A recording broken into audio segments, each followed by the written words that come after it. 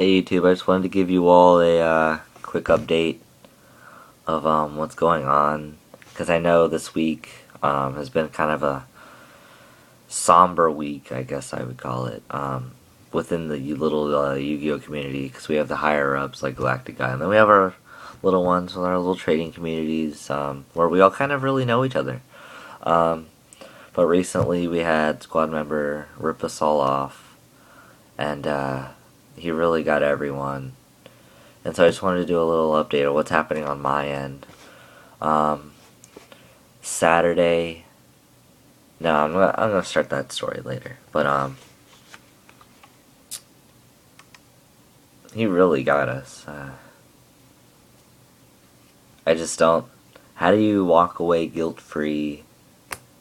I just don't understand. Like, what goes on in your head? Do you have a conscience? Do you have any sort of guilt at all? I got, I don't know if you all know this, but I had no trades. I traded my entire trade binder and my completely finished, like completed side, completed extra, and completed main deck, Bubble Beat hero deck. It was done. It was good. It was good. It was a good deck.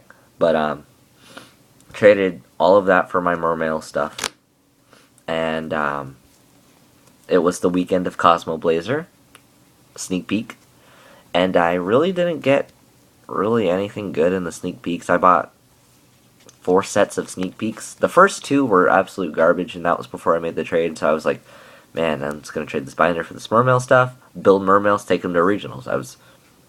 It's a good idea to me. I was like, Mermails are good. I like them. I place tested with them. They ended up being my favorite deck of all time. If you guys don't know this, I've built literally every deck possible. And I've tested it. I've tested each one for like 1-2 weeks, and I end up taking it apart, or I end up just stop using it because I don't like it. It doesn't fit my playstyle. I don't like the artwork. I don't like something about it. I really liked Merman Atlanteans like a lot. Like they were probably my favorite deck I've ever built so far. And I traded. I bought my 4th set of Cosmo Blazer sneak peek, and I pulled an ultimate rare, breakthrough skill, and I had an ultra rare Abystius from what I had traded before for his Megalo first ed, and I really needed that Megalo because in my Mermail Atlantean build I was just missing 1 more Megalo in the entire extra deck. The extra deck wasn't a big deal. I could probably have borrowed some of the cards from Adam or my other friends, but no one had a Megalo, so I was really counting on this Megalo. But he ripped me off the Megalo, and I just could not do it. I can't get that much money within a month when I have no trades and I have no income whatsoever. And so when I found out that squad member was a scammer, I was crushed. I was so, I was out. I was just out of it. I was just like, well, you just ruined my first regionals, my first ever competitive event, because I haven't even gotten to locals yet. I just hang out at locals, and I play with other players at locals. I trade at locals, but I've never actually competed in the tournament. And so I was going to go to regionals, bring Mermails, but you ruined that, and I was crushed. I was really. So, my favorite deck of all time, I'm not able to run at the regionals on March 2nd in Orlando, Florida. And so, Saturday night, my friend Juan was like, well, I'm interested in your Mermail stuff, and I have a completed Chaos Agent deck. And I was interested because I felt March 2nd, since it's the day after the ban list, I felt like it was a safe deck. It wouldn't get hit. I wanted to build a rabbit-based deck, like a wind rabbit or a dino rabbit. But if rabbit gets hit, that deck would literally suffer and I wouldn't have anything to run at regionals. So I felt Chaos Agents were safe. Like, I don't think anything in this deck will get hit, to be quite honest. BLS really isn't that OP, but because you could Monster Reborn the BLS you just killed, my BLS that you just killed, you could Monster Reborn it. What's the big deal? But, I felt like it was safe. And to be quite honest, I fucking hate this deck. I cannot stand this deck. I hate this deck. I cannot stand it. I mean, it is not my playstyle. I'm not very control based. I don't like this deck. I really don't. I just felt like it was a safe medical, and I got what I needed to get to at least bring a deck to regionals. I really wanted to run Mermail Atlanteans, but I wasn't able to complete the deck since I was scammed the Megalo. But I feel like this was a good medical.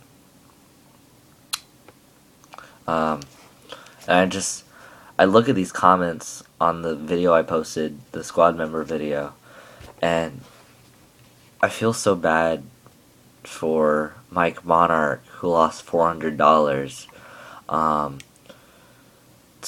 Yu-Gi-Oh! Team Yu-Gi-Oh! Madness, who lost $60 in 2 Zen mains.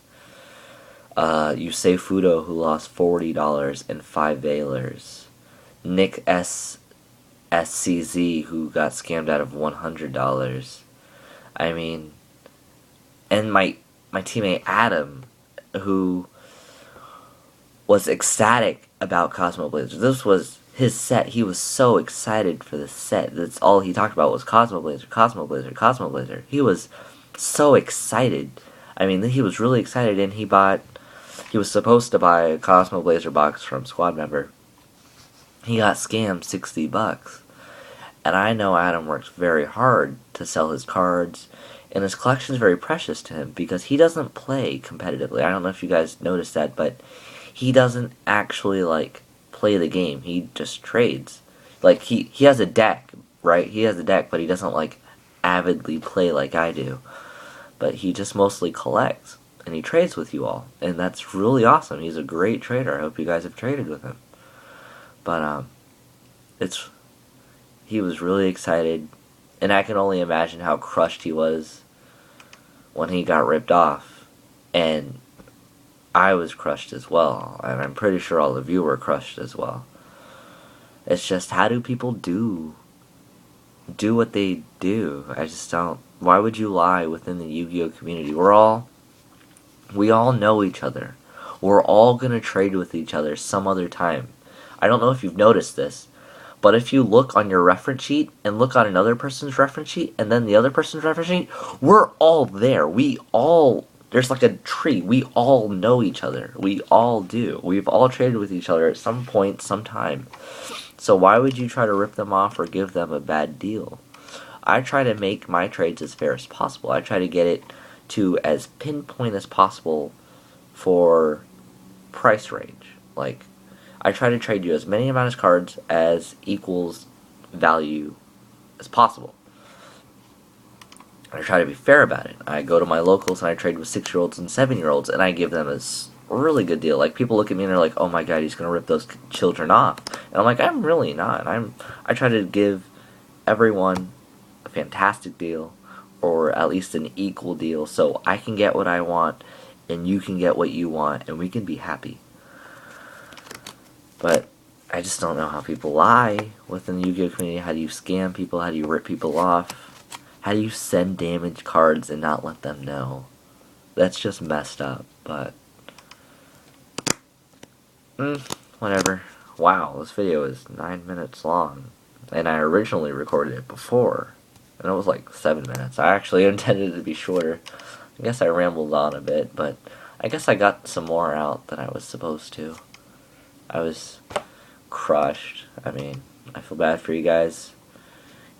Keep in touch. I want to hear your opinions on this. How has this affected you? Are you the person to get up and dust yourself off, get back on the trading market? Or are you going to let this bother you and you're going to cry about it for a little bit? I mean, you can go after the lawsuit. Good for you. I mean, I probably am too. I mean, it was a lot of, what's that, about $40, $50 for the cards on my end, because the cards have gone down since the trade. Because when I traded him for the Megalo, the Breakthrough Skill was worth like 35 and the Abystius was worth 25. But now they're like 20 and 20, or 15 and 20. But I want to hear your guys' opinions. Please like, comment, and subscribe.